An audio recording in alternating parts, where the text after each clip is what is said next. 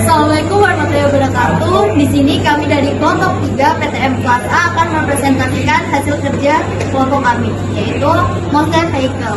Untuk anggotanya sendiri, yang pertama saya Enin Alasya Putri dengan NRP akhir 017. Saya Rahwana Citra Effendi dengan NRP akhir 212. Saya Zakir Afrarian dengan RP akhir 032. Saya Dedi Remia dengan NRP akhir 157. Dan saya Pandawi Saputra dengan NRP akhir 047. Oke, selanjutnya kami akan mempresentasikan hasil kerja kelompok kami. Selamat menyaksikan. Oke, di sini saya akan menjelaskan mekanisme dari motor kami. Jadi untuk penggeraknya yaitu kita memakai gaya dari per yang ada di mouse trap ini dan kita putar ininya. Dia akan mutar tali yang ada di sini dan kita akan pilihkan kepada as roda belakang, di mana dia akan bergerak dan kasih gaya kepada roda belakang yang menyebabkan roda belakang untuk berputar. Jadi pertama-tama dari bodi sendiri, kenapa kita memilih triplek? Karena di awal kita mencoba untuk memakai kardus. Kenapa kardus awal? Karena kita berpikir kardus akan lebih ringan dan itu akan membuat masker kami lebih cepat. Akan tapi di saat kita memakai kardus itu sendiri tidak cukup kuat. Makanya kita mengganti bahan kepada triplek. Untuk roda sendiri, kita memakai roda dari karet. Kenapa karet? Karena roda karet akan memberikan gaya gesek terhadap permukaan yang akan membuatnya dapat berputar walaupun rodanya berputar dengan cepat, dia akan tetap menempel pada permukaan. Nah, itu untuk mengurangi yang namanya slip dari ban. Tiga, yaitu adalah pada berat di belakang ini. Nah, untuk apa ada konstruksi berat yang ada di belakang ini? Itu untuk memindahkan berat total pusat masanya dari monster vehicle ini ke arah yang lebih belakang. Kenapa harus seperti itu? Agar ban belakang dapat traksi yang lebih lagi. Oke. Untuk bagaimana kita masang roda, kita memakai sedotan dan di sumpit yang sudah kita siapkan di sini, itu kita kasih grafit dari pensil untuk mengurangi gesekan terhadap penyangga dari si roda tersebut. Oke, untuk alat yang digunakan pada praktikum monster untuk kelompok kami yaitu ada gunting, gergaji, lem tembak, dan cutter. Terus untuk fungsi dari alat yang pertama yaitu gunting. Gunting digunakan untuk memotong benda-benda yang tipis. Contohnya semacam sedotan, kertas, dan kardus. Yang kedua, untuk alat gergaji digunakan untuk memotong benda yang tebal seperti triplek, kayu, dan lain-lainnya.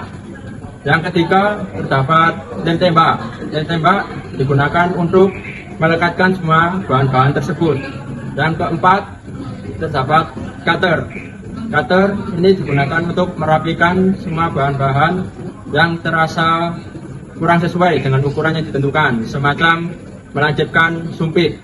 Terus yang kedua, merapikan kardus yang terasa tidak sesuai dengan bentuk dari body monsternya. Oke, jadi untuk bagian selanjutnya yaitu bagian bahan. Jadi pada bagian bahan ini ada 6 part, di mana untuk part pertama yaitu monster, part kedua adalah ban, part ketiga triplek, keempat sumpit, kelima karton, dan yang terakhir adalah sedotan. Untuk bagian monster akan dijelaskan oleh teman saya yaitu Oki. Oke, untuk bahan pertama yaitu monster, di mana monster adalah bahan dasar utama yang digunakan pada plastik ini, yaitu monster. Yang digunakan adalah kekuatan atau gaya-gaya yang disebabkan oleh monster tersebut. Terus untuk bahan yang kedua akan dijelaskan teman saya, Dev. Oke, untuk bagian ban merupakan bagian untuk penggerak daripada monster itu sendiri, di mana ban ini memiliki dua variasi jenis, yaitu ukuran yang besar dan ukuran yang kecil. Untuk monster dengan ban ukuran yang lebih besar ditempatkan pada bagian belakang, di mana sebagai roda penggerak daripada monster itu sendiri, sedangkan pada ban yang dengan ukuran lebih kecil akan ditempatkan pada bagian depan, di mana untuk memaksimalkan kecepatan daripada monster itu sendiri. Pada bagian ketiga akan dijelaskan oleh teman saya, Oki. Oke, bahan selanjutnya yaitu ada triplek, di mana triplek adalah bahan dasar yang digunakan buat alas tempat monster tersebut. Jadi gunanya triplek ini adalah menahan semua gaya yang ada pada monster ini. Untuk bahan selanjutnya saya jelaskan pada teman saya. Oke, pada bagian yang keempat yaitu adalah sumpit. Jadi pada sumpit ini merupakan sebagai pengganti dari syaf.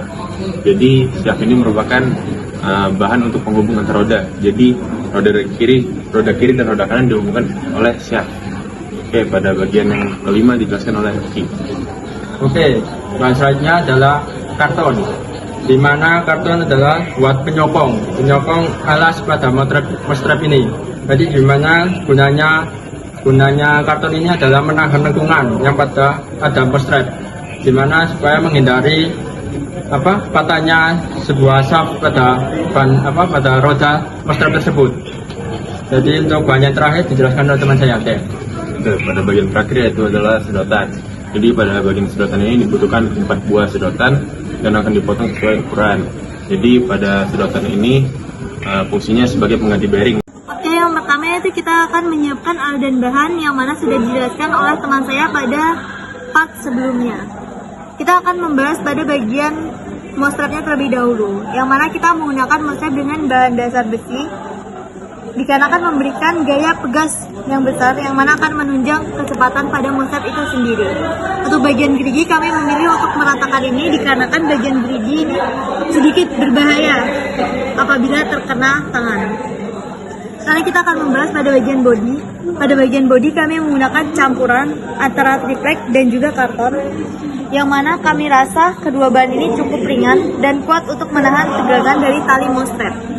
Pada saat sebelumnya kami melakukan percobaan, kami menggunakan bodi dengan bahan dasar kardus. Ternyata pada saat kami coba untuk menjalankannya, kardus tidak kuat untuk menahan daya tegang tali dari mostrap tersebut. Pertama, setelah mostrapnya siap, kita memotong triplek dan juga karton dengan ukuran tertentu. Pada kelompok kami menggunakan ukuran dengan panjang 22,5 cm dan juga lebarnya yaitu 12 cm. Untuk tebal dari gabungan antara karton dan juga triplek, kami mendapatkan tebal yaitu 0,5 cm. Setelah pada bagian bodi dan juga mostrap itu siap, kita menyatukan kedua bagian tersebut menggunakan lem tembak. Kami menambahkan bagian pemberat di belakang sini. Ada 2 pemberat yang terbuat dari triplek, yang mana berfungsi agar ban tidak mengalami slip pada saat tali dilepaskan.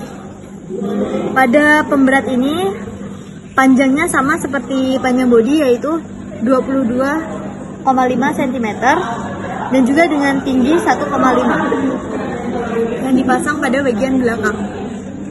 Selanjutnya, pada bagian roda, kami menggunakan 4 buah roda, 2 buah sumpit, dan 4 buah sedotan. Yang dimana roda belakang memiliki diameter 3 dan ketebalannya 1 cm. Dan pada bagian depan memiliki diameter 3,3 dan ketebalannya 0,6. Dan pada bagian saf kami memiliki panjang 14 cm. Selanjutnya, langkah pertama, kami membolongkan masing-masing ban ini pada bagian tengahnya. Yang kedua, kami memodifikasi sumpit ini sesuai dengan lubang yang telah dibuat sebelumnya. Dan setelah itu, kami memasukkan antara sumpit ini pada bagian roda.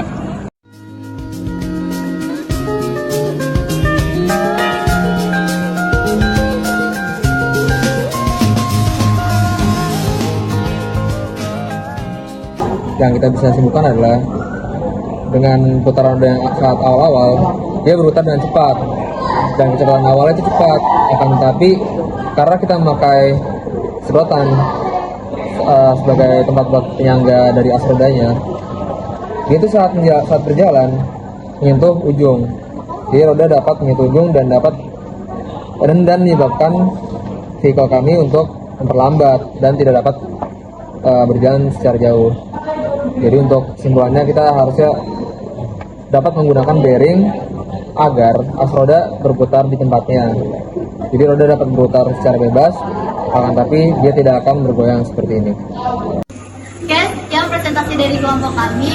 Terima kasih atas perhatiannya. Untuk Kurang-kurangnya kami mohon maaf. Sampai jumpa lagi. Bye-bye.